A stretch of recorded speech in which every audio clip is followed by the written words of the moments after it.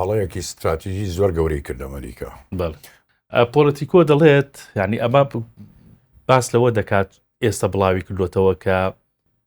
تاوەکو ێستا نهێنی لەبارەی شەڕی ئەمریکا و ئێرانەوە یان نهێنی نەزانراو هەر ئاشکرا دەبێت. یەکێک لەوانە ئەمریکا بە هەڵە هەڵسەنگاندنی بۆ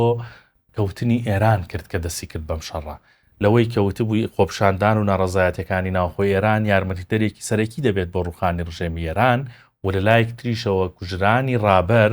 ئێرانی هەڵوەشاندۆتەوە لە بەریەک. بەڵام دەرکەوت وا نییە.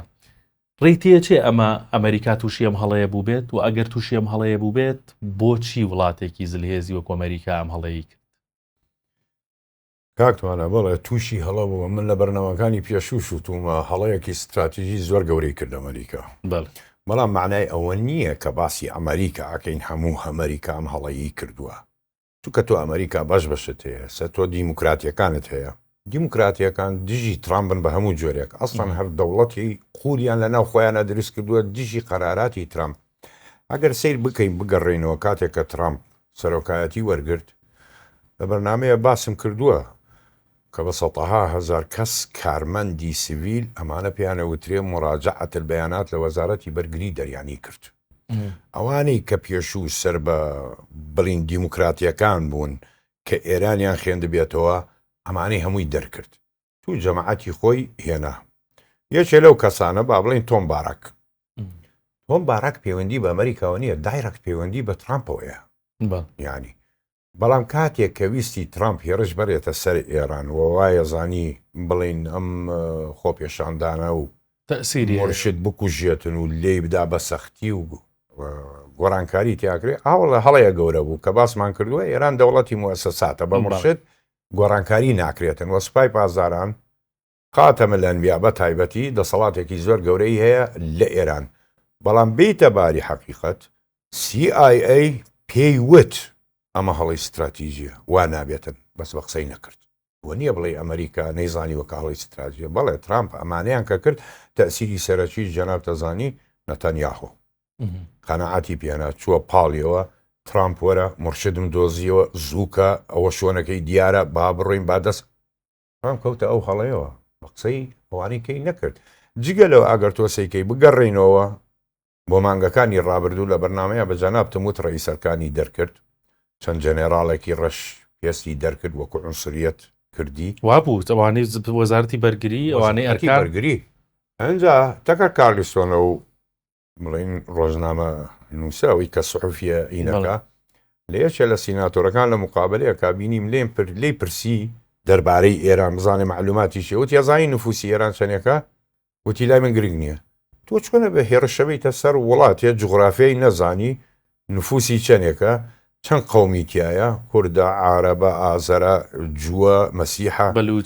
بلوشە، تۆ ئەمە نەزانیوەتەوێ بڕیتە سەر وڵات بە ئەم هەمووی بخێندرێتەوە. ئەمە هەموو هەڵی استراتیژیە کە تێیان کەوتن. بەڵێ هەڵی استراتیژی گەورە بوو، هەرچەندە CIA پێی وت مەیکە، بەڵام بە قسەیانی کرد و بە قسەی نەتەنیاهۆی کرد و کۆتایەکەی ئاوهای هات سەرکەوتنی بەدەست نهێنا. باشە ئێستاش کە پێیان وایە یعنی ئێران بە تەواوەتی لە گەورەکردنی شەڕەکە دەترسێت و لاوازە، عنی هەندێک ئاماژەیەکەوە دەرناکەوێت لە پاڵ ئەمەوە کە پێیان وایە ئێران تەواو لاواز بوو لە گەورەکردنی شەڕکۆت دۆناڵد ترامپ هەڕەشەی لەسەرەکە ئەترسێت ئێران هێرشەکات سەربازی ئەمریکی لە ئەردەن دەکوژێت. ئەمە مانای چییە؟ ئەمریکا کە بڕیاریدا ترامپ ئەم هێرشە بکە، پێت بڵێمە ئەمە گەورەترین هێڕش بوو لە دوای جەنگی جیهانی دووەما کە ڕووبدا، بەڵام ڕایگرت. بەڵام فراوانکردنی شەڕ نەوەک ئەمریکا هەوڵێدا ئێران خۆی ئەیەوێتن بۆ ئاگاداریت شەڕەکە فراوان بکاتەوە ئەم ناوچەیە هەمووی بگرێتن و مەسریش بگرێتەوە بە دژایەتی مەسریشەکە. تۆ سەیری میدیا مەکە کە باسەکە بۆ نمونە عێراقچی دەرچوو لە تویتەر نووسیەتی لە لاپەڕی خۆی ئێمە و مەسر براین، ئەو قسانە ناخوا ئەوە جیاوازە و شەڕ جیاوازە. یعنی ئەگەر بزانی بە بڵین لە مینای دنیات درا بە موسەیراتە موسەیراتە هیچیە بوو، حوتیەکان دەست بە جەوتیان ئێمە پەیوەندی بە ئێمەوەنی ئێمە لێمان نەداوە، عێراق وتی من لێم نەداوە، ئێران وتی من لێم نەداوە، ئەی چاوە چێتە سەر چیە؟ سەر ئیسرائیل. ئیسرائیل لە تەمەن ژیانی اعترافی بە من نەکردووە کە بڵێ من لێتم نەداوە. ئیسرائیلیش دەست بە جێ سوپاکەی وتی من نەم کردووە، بەڵام مەسر لێرە تۆ لە مای 24 ساعتە بێ بزانی ئەم پارچەی ئەم موسەیراتانە هیچ کوێیە و لە چۆ هات لێکۆڵینەوەکەی بەڵام تاکو ئەم ڕۆژە مەسر باسی ناکاتن دەترسەوەی فراوانکردنی شەڕە عەبدولفەتاح السیسی لەگەڵ ڕئیس وزەرای ئیسپانیا کە قسەی کرد بە ئاشکرا بە تەلیفۆن پێیوت ئەم شەرە فراوانە بێتەوە بێتە حەربی شەڕ. ئێران نەترسا لە فراوانکردنی ئێران ناترسێ ئێران خۆی ئەوەیەوێت بۆ باش بزانە ئێران خۆی ئەوەیەوێتن لە تەلڤیزیۆنی ئێران پێش چەند ڕۆژێک پێشەوەی دنیا ڕێ بدرێ بە 2 ڕۆژ لە تەلڤیزیۆنی ئێران کاتێ لە کەشتیە ئێرانیەکە درا لە دەریای قەزوین ئۆکرانیا لێ کوشتاری هەبوو تەلەڤیزیۆنی ئێران نەخشەیەکی پێشاندا لە چۆ ئەدەم لەسەر ئەوە لە ناو نەخشەی تەلەڤیزیۆنەکە دنیاتی تیا بوو یعنی ئیسباتێکا کە خۆیەتی محەممەد باقر قالیباف بە ئاشکرا وتی ئەم شەڕە ئێمە فراوانەکەین سەی سەرۆکی ڕاوێژکارەکانی بکەی چ قسەیەکی کرد ئێران ئێوە فراوانیکە نەوەک ئەمریکا. زۆر باشە ئەی باشە بۆچی ترمپ لە هێرشە فراوانەکە پاشگەز بوویەوە یعنی ئێمە زانین ڕەنگە چەندین قسەی کردوێ و پاشگەز بوێتەوە بەڵام ئەمەیان دنیای هێنایە سەرخەت کە پێرشێکی زۆر فراوان دەکاتە سەر ئێران کە وێنەی نەبوو بێ بەڵام دواتر پاشگەز بوو بۆ کارەکەی. ئێران چەکی هەیە ئێران موشکی هەیە ئێران جگە لە شاهد 136 و 139 جووەری کە ئێستاکە موسەیەرەیە تازەی دروست کرد لە ڕاستی بە تەواتی ناوەکەی نهاتوەتە من دەسم بە جەنابتی بڵێم بۆمبی تەقینەوەکەی زیاترە مەسافاتیشی زیاترە وەتا ئێران تاکو ئەم دەقەیە چەک دروستەکەەوە چەکی هەیەەوە بۆشی دیە لە چینەوە ئەگەر سەیری وەزعی مەتاری خومینی بکەین بە فلای ڕادار یان بە مانگی دەستکرد بەرەمەوەی 15 ڕۆژە 16 فڕۆکەی بارهەڵگری چین لە تەهران دابەزی و ڕۆیی جگەلەوە تۆ عەقدێکت کردووە بای 6 ملیۆن دلار 400 موشکی بانشان بێنی نازام ناوەکە UF کامە جۆریە داتێ بەڵام ئەگەر بڵێن هەروەکو ستینگەر و سترەلاو ئێگڵاو ئەوانەیە ئەمانە تۆ بەکاری دێنیتن ئاوها چۆن فراوان ببێتەوە بڕوامەکە هەلیکۆپتەر بتوانێتن بە ئاسانی بە ئێرانە بڕوا ئەگەر هێرشێ فراوان بکاتەوە مانە هەموو یەکەوێتە خوارەوە یعنی هۆکارانە بوون ترمپی پاشگەز کردەوە ترمپ ناوێ شەڕەکەش لەم ناوچەیە فراوان بکاتەوە چونکە دوا ڕۆژ مێژوو ترمپ بە پیاوێکدانێت درڕندە بێتن جەنگێکی فراوانی کردەوە لەم ناوچەیە هەموو وڵاتانی گرتەوە و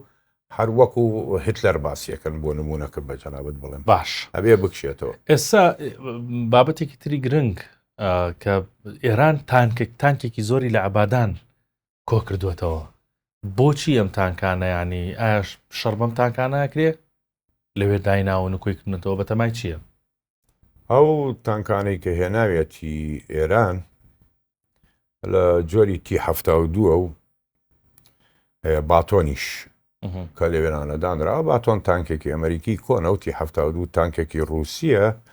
ینی تانکێکی باشە ئێستش لە شەڕی ئۆکرانیا و رووسیا بەکاردێ لەگەڵ T-82 نەوەت و ئەوانەیە تقریبان فەیلەقەکە هێناوێتی عەبادانەوە. ئەمریکا ئێمە هەموو ئەمانوت هێرشەکاتە سەر ئەبوو موسا بەڵام شەڕ هەڵخەڵەتاندنی تایە الحەرب خۆدا ینی تۆ هەڵە خەڵەتێنم هێز لێرەوە ڕاکێشم ئەی بەمە ئەملا و ئەچڵە ژێنم ئەمریکا بەتەما بوو لە خاکی عێراقەوە ئنزال بکە هێرش بەرێ بۆ عەبادان بەڵام ئێران پێیزانی ئایا چین پێیوت ڕووس پێیوت نازانم بەڵام پێزانی یەکسەر تانکەکان و هێزەکانی بردەوەلاوە 30,000 چەکداریشی ئاودی و عێراق کرد لە منتیقەی تەنوومەوە بۆ ناو عێراق ینی ئەو تانکانەی سە مەوجودن لەوێ ئامادەیان لە عەبادان پەرتی لێکردووە و مەوجودە لەو ناوانە بڵێ بە فڕۆکە بتانی لە ناوی بدەی ئەگەر باسی فڕۆکەی FC5 وانە ناتوانانی ئەو هێزە تانکانە لە ناودەی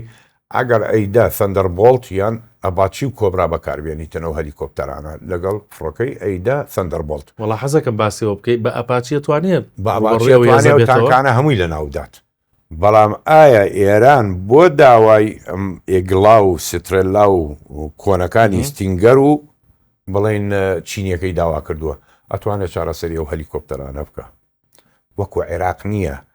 نەبوخەدنەسەر لە بەغا دەرچوو بەرەو مەحاویل 32 هەلیکۆپتەرە باچی ئەو فرقەی کامڵ لە ناودا وێرانی کرد ئەمە جیاوازە ئێران حیساباتی ئەوەی کردووە بۆ خۆی وڵا هەر لەوەی کە ئێستا جەنابە باس کردو لە بەرنامەکانی پێشوش هەمیشە باسی ئەوە کردووە کە شەڕ هەڵخەڵەتاندن و فێڵیتیایەن پێتوان نییە ئەمەش جۆرێک بێت لە فێڵ کە تۆ هێزێکی زۆری ئێران لە ناوچەیە کۆ بکەیتەوە بیانهێنی بەڵام هەدەفەکە شوێنێکی تر شوێنێکی کە بێ بەڵێ بۆی هەیە چونکە تۆ ناتوانانی بیرکەیتەوە ئێستا کە تۆ لە مەدانی جەبەیە بیسەی جوغرافی جەبەکە بکەیت جەنێراڵێکی بەرامبەرت تەزانی چییە چ جەنێراڵێکە بەرامبەرت چۆن بیرەکاتەوە چۆن بەتەمایی چییە ئەبێت تۆ هەموو احتیمالات دابنی بەڵێ بۆی هەیە منی هەڵخەڵەتان لێرە هات لێرەوە هێڕشی کرد ئەم لام زەعیفە من لێرە خۆم ڕاگر کردووە ئاینی هەر مەوزوعی فاوی لێ دێتەوە کۆن لە چۆن عێراقیێرانی هەڵخەڵەتان بەڕاکێشانی هێزەکانی بەرز کردەوە ئەویش وای زانی لێرە نایکا لە شوێنێترەوەی کا دوای هێرشەکەی لێرەوە کرد هەواڵگری معلوماتی استخباراتی زەڕورە کە حەد بێتن بۆ ئەوی بزانی دوژمن بەتەمای چییە ئەو هێزەی لە عەبادانیشە بڕوا بکە بۆی هەیە داخل کوێت بێتن یعنی ئێستا سوپای ئەمریکا لە کوێت بە تەواتی کشایەوە بەجێ هێشت